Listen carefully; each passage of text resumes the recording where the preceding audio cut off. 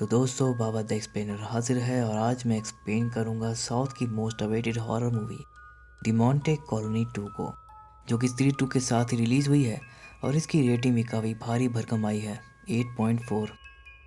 तो चलिए बिना किसी देरी के जल्दी से वीडियो स्टार्ट करते हैं। तो मूवी की स्टार्टिंग में हम एक फुटेज को देखते हैं जो कि 6 जून 2009 का था, जिसमें कि दिखाया जाता है कि रात के समय कुछ लोग फुटबॉल खेल रहे थे। तभी उस सोसाइटी की एक बिल्डिंग से एक आदमी नीचे कूद जाता है। अभी देखकर वहां पर हंगामा मच जाता है और तभी एक दूसरा आदमी भी बिल्डिंग से नीचे कूद जाता है और सेम अपार्टमेंट में सैम नाम का आदमी भी खुद को फांसी लगा लेता है। इस फुटेज को सैम की वाइफ डेवी देख रही थी और इस साल था 2015। सैम और उसके दोस्तों को मरे हुए 6 साल हो चुके हैं और आज भी उसकी मौत डेवी के लिए एक मिस्ट्री है। पुलिस तो उसे मास सुसाइड बताकर केस को बंद भी कर चुकी है, लेकिन डेबी को नहीं लगता कि कैंसर को हराने वाला सैम सुसाइड कर सकता है। आज सैम की बरसी है और डेबी को अपने फादर इन लॉ रिचर्ड का मैसेज आता है कि वो डेबी से मिलने उसके घर आए हैं क्योंकि उनको अपने रेस्टोरेंट की ओपनिंग करने जाना है। जिसके बाद डेबी उनके लिए चाय लेकर जाती है कि तभी रिचर्ड के सामने ही उसकी माँ उसे बातें सुनाने लगती है। अब उसकी माँ चाहती है कि वो आर्टिफिशियल इंसेमिनेशन के जरिए माँ बने, लेकिन डेबी को 2 बार मिसकैरेज हो चुका है और वो ये तीसरी बार करना नहीं चाहती। वो कहती है कि उसने हॉस्पिटल वालों से बात की है जिन्होंने सैम के स्पर्म को स्टोर करके रखा हुआ है और वो सैम के ही स्पर्म से प्रेग्नेंट होना चाहती है ताकि अपने बच्चे के रूप में सैम उसे फिर से मिल जाए। असल में सैम को कैंसर था, लेकिन बावजूद इसके डेबी ने उसे शादी की थी और कैंसर से लड़ने में उसका साथ दिया था। अब क्योंकि सैम एक यंग मेल था और ऐसे पेशेंट की जब कीमोथेरेपी की जाती है तो उसके साइड इफेक्ट के चलते स्पर्म की क्वालिटी ख़राब हो जाती है। इसीलिए कीमोथेरेपी से पहले पेशेंट को अक्सर ये सलाह दी जाती है कि वो अपने स्पर्म को स्टोर करवा ले। सैम ने भी अपने स्पर्म को स्टोर करवाया था और डेबी यहाँ पर उसी के बारे में बात कर रही है। खैर, अब डेबी और रिचर्ड रेस्टोरेंट के लिए निकल जाते हैं। तभी रास्ते में उन्हें ट्रैफिक जैम मिलता है। डेबी कार से निकलकर देखती है कि घर के सामने भीड़ लगी थी। वो जाकर देखती है तो सामने एक आदमी की बॉडी फंदे से लटक रही थी और ये आदमी डिमोंटी कॉलोनी 1 वाला ही एस्ट्रोलॉजर जोशियार होता है, जिसने शीनी और उसके दोस्तों का फॉर्च्यून रीड किया था। मरने से पहले उसने शीनी को बताने के लिए कॉल किया था और शीनी अभी तक यहाँ पर नहीं आया था क्योंकि जब वो आया था तब तक लोग जोशियार की बॉडी को उतार रहे थे। खैर, यहाँ पर डेबी को अचानक से जोशियार के फेस में सैम का फेस दिखाई देता है, जिससे डर कर वो वहाँ से जाने लगती है और तभी वो एक आदमी से टकरा जाती है जो और कोई नहीं शीनी ही था। आज 6 जून की तारीख है और आज के दिन ही डिमोंटे कर्स की वजह से शीनी की मौत होने वाली है, जिसके बारे में जोशियार उसे बताना चाहता था, लेकिन इससे पहले ही वो गुजर गया। जैसा कि पिछले पार्ट में हमने देखा था कि शीनी और उसके बाकी के 3 दोस्त कंचना नाम के हॉन्टेड महल में जाते हैं और उनका एक दोस्त राघवन एक लॉकेट को चुरा लेता है जो कि एक कर्स्ड लॉकेट था। उस लॉकेट को अगर कोई महल से चुरा कर किसी दूसरी जगह पर ले जाता है तो वो जगह एक मौत का घर बन जाती है। फिर उस जगह से कोई भी बाहर नहीं निकल सकता, जहाँ रहस्यमय तरीके से सभी लोगों की मौत हो जाती है। अब उस कर्ज की वजह से शीनी के सभी दोस्त मारे गए थे और लास्ट में शीनी भी जब खिड़की तोड़कर भाग रहा था तो बिल्डिंग से गिरकर मारा गया था। खैर, इधर डेबी रेस्टोरेंट जाकर उसकी ओपनिंग करती है जो कि एक चाइनीज़ रेस्टोरेंट था और इस चाइनीज़ रेस्टोरेंट को खोलने का सपना सैम का था और डेबी ने आज उसकी बरसी पर ये सपना पूरा कर दिया ताकि उसकी आत्मा को शांति मिल सके। खैर, अब यहाँ पर कुछ मॉन्क लोग आते हैं जो कि डेबी को महाकाल की मूर्ति देते हैं, जिसे डेबी रेस्टोरेंट में स्थापित करवा देती है ताकि यहाँ पर पॉजिटिव एनर्जी बनी रहे। फिर सभी लोग जब सैम को श्रद्धांजलि देने के लिए इकट्ठा होते हैं कि तभी अचानक से ढेर सारे चम्मच नीचे गिरने लगते हैं और इन चम्मचों की बारिश देखकर डेबी को लगता है कि ये सब सैम की स्पिरिट कर रही है। फिर वो रिचर्ड को बताती है कि सुबह से ही उसके साथ अजीबोगरीब चीज़ें हो रही हैं और उसे ऐसा लगता है कि चम्मच भी सैम ने गिराए हैं क्योंकि हॉस्पिटल में भी एक बार सैम ने उसे चम्मच गिरा कर ही बुलाया था और उसने डेबी से कहा था कि कभी अगर वो नहीं रहा तो मरने के बाद भी उसे ऐसे ही बुलाएगा। वो रिचर्ड से कहती है कि सैम की आत्मा उन्हें कुछ बताना चाहती है, शायद उसकी मौत के बारे में। असल में डेबी को अभी भी इस बात पर शक है कि सैम ने सुसाइड नहीं किया था, बल्कि उसकी मौत के पीछे कुछ और ही रीज़न था और अब इस सवाल का जवाब उन्हें सैम की स्पिरिट ही दे सकती है, जिसके लिए डेबी एक सीनियर मॉन्क दाओशी को सैम की स्पिरिट से कांटेक्ट करने के लिए कहती है।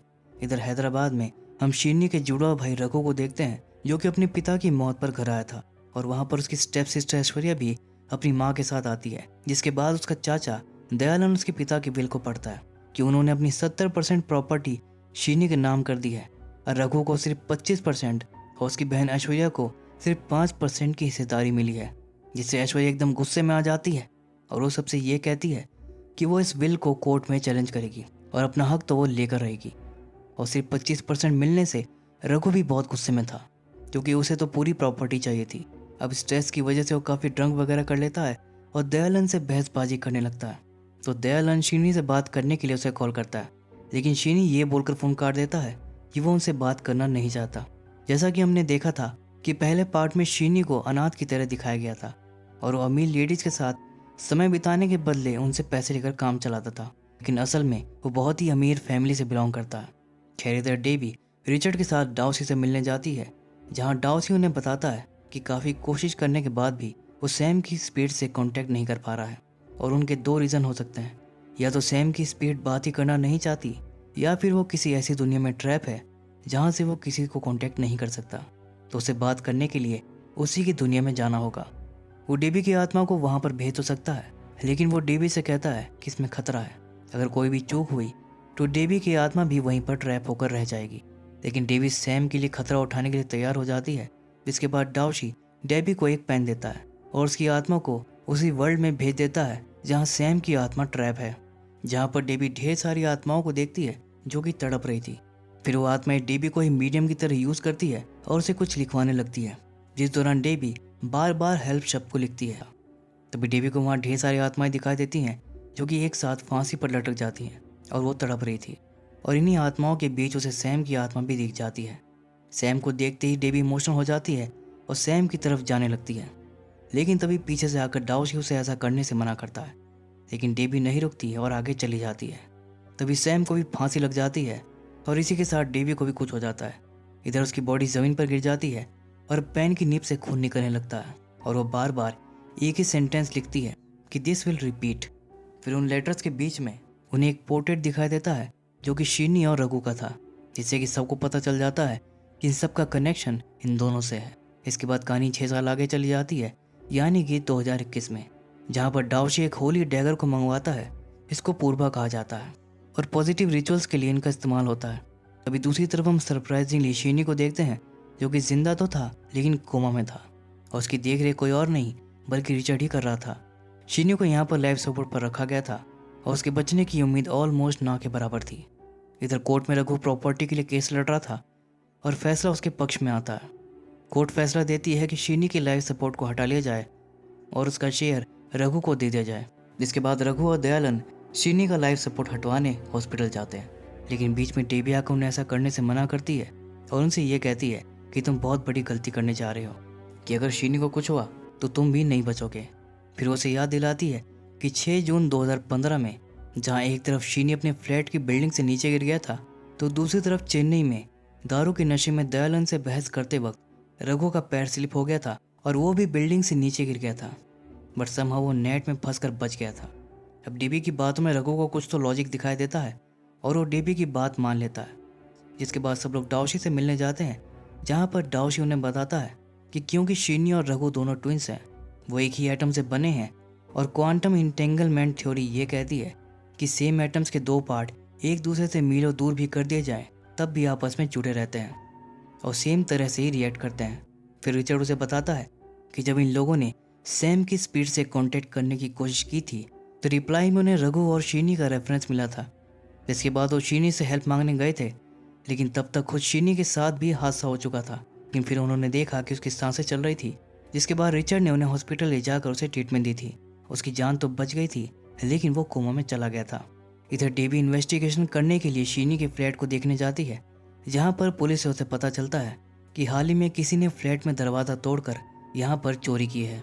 खैर फिर वो अंदर जाकर देखती है, जहाँ पर उसे 2 लाइब्रेरी कार्ड मिलते हैं, जिसे देखकर वो हैरान हो जाती है, क्योंकि एक तो उसके खुद के पति सैम का था और दूसरा शीनी के दोस्त राघवन का था, जिसने पिछले पार्ट में लॉकेट चुराया था और वो हॉरर मूवी की स्क्रिप्ट वगैरह भी लिखा करता था। फिर डेबी एक कार्ड लेकर लाइब्रेरी जाती है, जहाँ पर उसे पता चलता है कि दोनों ने ही लाइब्रेरी से सेम बुक इशू करवाई थी, जिसका नाम था the unsung king of fallen kingdom.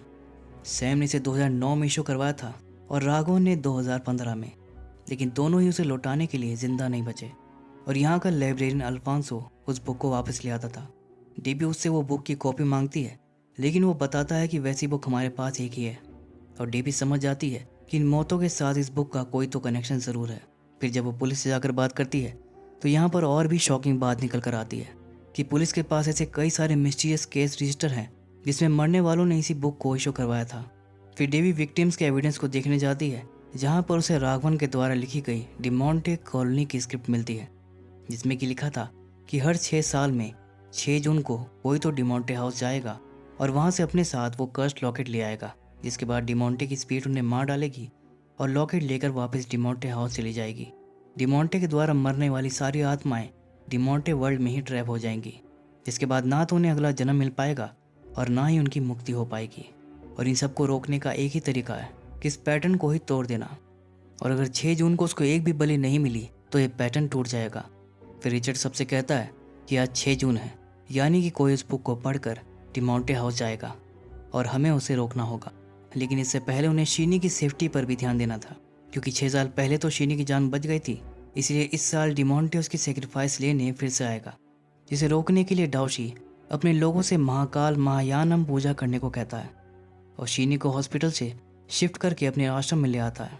और फिर वो सब डिमोंटे हाउस पहरा देने के लिए जाते हैं ताकि कोई भी महल के अंदर ना घुस पाए। फिर पुलिस उस एरिया पर बैरिकेडिंग वगैरह भी लगा देती है, लेकिन तभी उन्हें महल से किसी लड़के की चीख सुनाई देती है और डाओशी के मना करने पर भी रघु अंदर देखने चला जाता है और उसके पीछे पुलिस और बाकी सब भी वहाँ पर चले जाते हैं। लेकिन डेवी और डाओशी वहीं पर खड़े रहते हैं और डाओशी वहीं से मंत्रों का उच्चारण करने लगता है। इधर रघु जब महल के अंदर जाता है तो महल के एक हिस्से में उसे 2 लड़कियां दिखाई देती हैं। रघु उनसे पूछता है कि तुम लोग यहाँ क्या कर रही हो, लेकिन वो लड़कियां कोई जवाब नहीं देती और डर के मारे कांप रही थी। तभी रघु देखता है कि उनके सामने डिमोंटे की पत्नी कंचना के साथ उसकी 2 मेट्स की आत्माएं भी थी। उन आत्माओं को देखकर एक लड़की तो बेहोश होकर ही गिर गई थी और उसे दौड़े पड़ने लगते हैं। फिर महल के दूसरे हिस्सों से 2 और लड़कियां उन्हें इसी हालत में मिलती है, जिन्हें लेकर वो सब महल के बाहर आ जाते हैं और इलाज के लिए उन्हें हॉस्पिटल भेज दिया जाता है। और बाकी सब ये सोच कर परेशान हो रहे थे कि आखिर ये लड़कियां महल में घुसी कैसे। खैर हॉस्पिटल जाकर दयालन उन्हीं में से एक लड़की से बात करता है जिसका नाम अदिति था। वो अदिति से पूछता है कि तुम डिमोंटे हाउस में कैसे घुसी। तो अदिति बताती है कि अगर मैं आपको बताऊंगी तो आप यकीन नहीं करोगे। वो बताती है कि वो लोग हॉस्टल में उस टाइम एक बुक पढ़ रहे थे, तभी अचानक से वहाँ पर कुछ होने लगता है और वो सब टेलीपोर्ट होकर महल में पहुँच गई थी। तो दयालन उनसे उस बुक का नाम पूछता है तो अदिति उस बुक का नाम बताती है, the unsung king of fallen kingdom. जिसके बाद दयालन उस बुक को लेने हॉस्टल जाता है, लेकिन वो बुक वहाँ से गायब हो गई थी। फिर सीसीटीवी से उन्हें पता चलता है कि वो बुक लाइब्रेरियन अल्फांसो लेकर चला गया था और यहाँ पर अदिति बताती है कि वो बुक अल्फांसो ने ही उसे दी थी। इधर डेवी, रघु और दाओशी रेस्टोरेंट में होते हैं और दाओशी एक मॉन्क को कॉल करके कहता है कि पूजा के दौरान अगर कोई मुश्किल आई तो उसे पूर्वा का यूज़ करना होगा। और तभी वहाँ पर एक कस्टमर आता है, लेकिन डेवी जब डोर ओपन करने जाती है तो उसे जोर का झटका लगता है। फिर जब रघु डोर खोलने आता है तो अचानक से वो दूर जाकर गिरता है। अब इन लोगों को कस्टमर तो दिखाई दे रहे थे, लेकिन बाहर से वो लोग उन्हें नहीं देख पा रहे थे। उनको रेस्टोरेंट खाली दिखाई दे रहा था और अंदर इन सबको भी समझ नहीं आ रहा था कि ये सब क्या हो रहा है। फिर अचानक से इनके मोबाइल के नेटवर्क चले जाते हैं, जिसके बाद वो लोग वाईफाई से कनेक्ट करने की कोशिश करते हैं, लेकिन वाईफाई भी काम नहीं कर रहा था। तभी अचानक से वहाँ के सारे टीवी ऑन हो जाते हैं, जिसमें कि वो तीनों ही दिखाई दे रहे थे। फिर वो रिमोट से टीवी बंद करने लगता है, लेकिन रिमोट वगैरह काम नहीं करता और दाओशी उसे रोककर फुटेज देखने के लिए कहता है, इसमें कि एक बच्चा रेस्टोरेंट में चाउमीन लेने आता है, लेकिन उस बच्चे के पास चेंज नहीं था। डेवी जब चेंज लेने जाती है तभी वो देखती है कि स्क्रीन में रघु दिखाई नहीं दे रहा था, सिर्फ वो बच्चा दिखाई दे रहा था। जिसके बाद उसे एक कोल्ड स्टोरेज में रघु खड़ा दिखाई देता है, जिसके बाद वो जगह वाइट स्मोक से भर जाती है और इसी दौरान कोई डेवी को धक्का देकर उसे एक वॉशरूम में बंद कर देता है। फिर वहाँ पर इनफाइनाइट वॉशरूम बन जाते हैं, इसमें से एक में वो बच्चा और दाओशी भी बंद हो जाते हैं। तभी सामने से पोजेस्ट रघु आता है, जो कि ग्लास के आर पार भी निकल जाता है। इसके बाद वो उस बच्चे को गले से पकड़ कर उठा लेता है और डेवी के सामने ही उसे मार डालता है। फिर इसके बाद वो दाओशी वाले वॉशरूम में जाता है और उसका सर पकड़कर उसे पानी से भरे बेसिन में डुबा देता है और फिर उसी बेसिन पर उसका सर टकरा कर उसे मार डालता है। और लास्ट में वो डेवी को मारने आता है। हाथ में एक फायर एक्सटिंग्विशर लेकर वो डेवी की तरफ बढ़ता है और उसके सर पर मार देता है और फुटेज यहीं पर ख़त्म हो जाती है। लेकिन ये सब तो तब होता है जब कोई कंचना लॉकेट लेकर अपने साथ आता है, जिसका क्लैरिफिकेशन हमें तुरंत ही मिल जाता है, क्योंकि दूसरी तरफ अदिति कन्फेस करती है कि जब वो उस महल में गई थी तो उसने कंचना लॉकेट को अपने पास रख लिया था और जब उसे इसके कर्स्ट होने का पता चला तो उसने चुपके से ही रघु की जेब में डाल दिया था। और इधर दाओशी रघु की जेब से कंचना लॉकेट को बाहर निकालता है और डीबी उस पर गुस्सा करती है कि तुम कितने लालची आदमी हो, कंचना लॉकेट को चुरा कर ले आए। लेकिन रघु कहता है कि मुझे नहीं पता कि मेरी जेब में कैसे आया। और दाऊशी भी रघु की साइड लेता है। वो कहता है कि इसमें इसकी गलती नहीं है, ये सब डिमोंटे की चाल थी जिसमें कि हम लोग फंस गए हैं।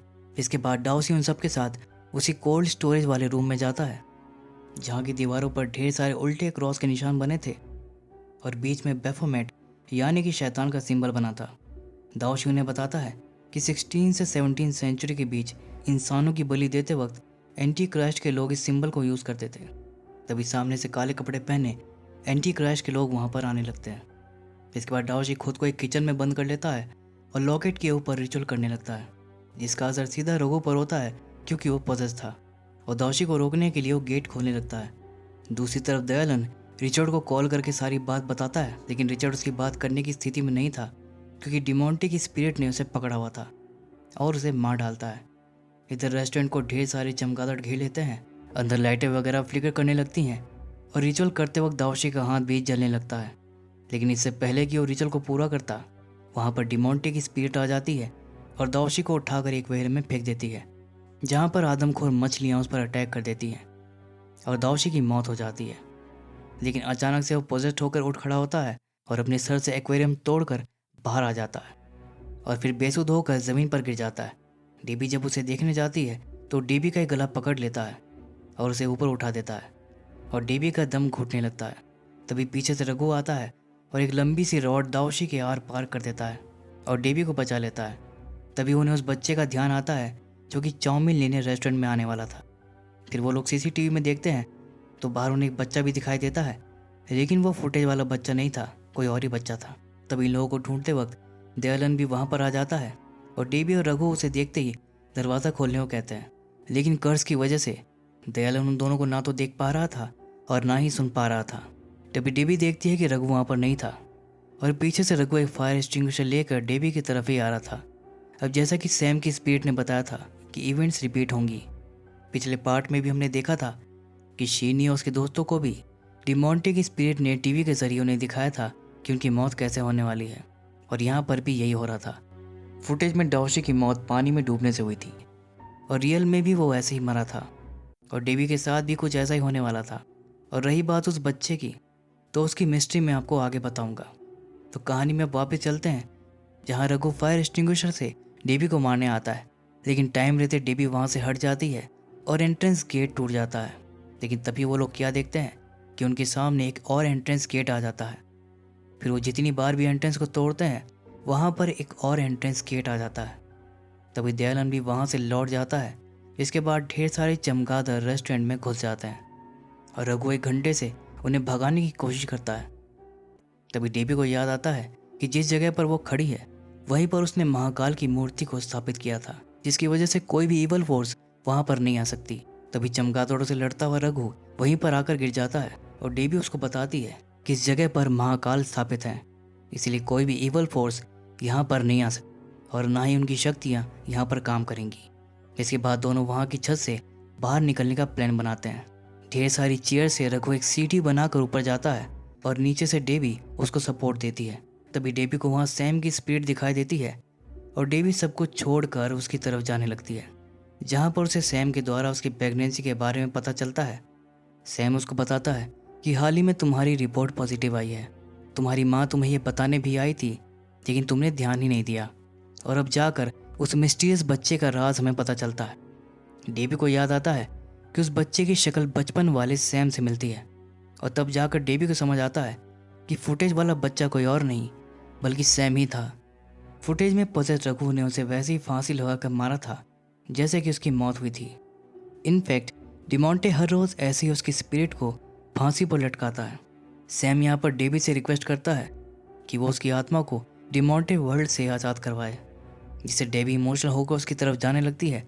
लेकिन तभी पीछे से रघु उसे रोक देता है और उसे कहता है कि इस चाल में मत आओ, ये सैम नहीं बल्कि डिमोंटे की स्पिरिट है जो मैं भटकाना चाहती है। और तभी सैम वहाँ से गायब हो जाता है।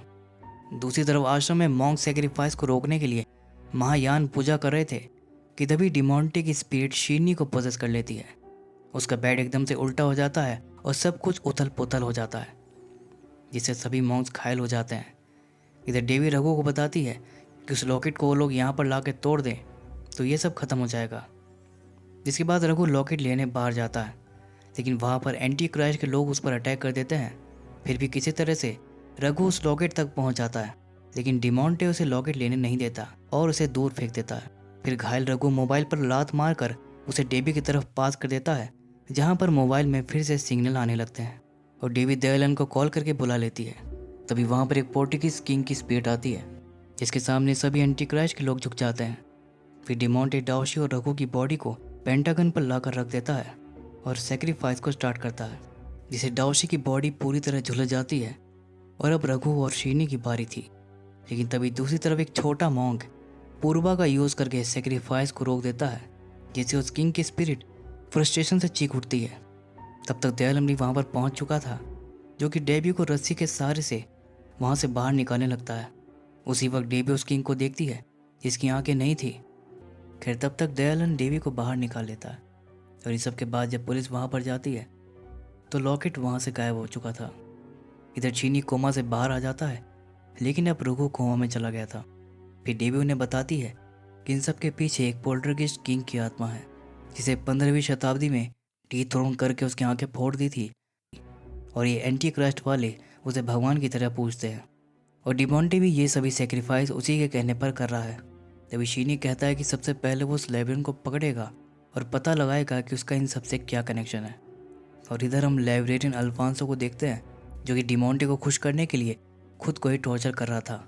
जब पुलिस उसे पकड़ने जाती है तो वो पहले से ही वहाँ से भाग चुका था। अभी पुलिस को वहाँ ढेर सारी विक्टिम्स की फ़ोटो मिलती है, जिसे देखकर पुलिस भी दंग रह जाती है कि अल्फांसो अब तक न जाने कितने लोगों की बलि चढ़ा चुका है। और लास्ट में हमें बिहार की कोई जगह दिखाई जाती है, जहाँ पर अल्फांसो बैग में विक्टिम्स की फ़ोटो लेकर एक ग्राउंड की तरफ जाता है, जिसके बाद वो एक आदमी को पेड़ से उल्टा लटका कर उसे जला देता है और अपने भगवान को ऑफर कर देता है।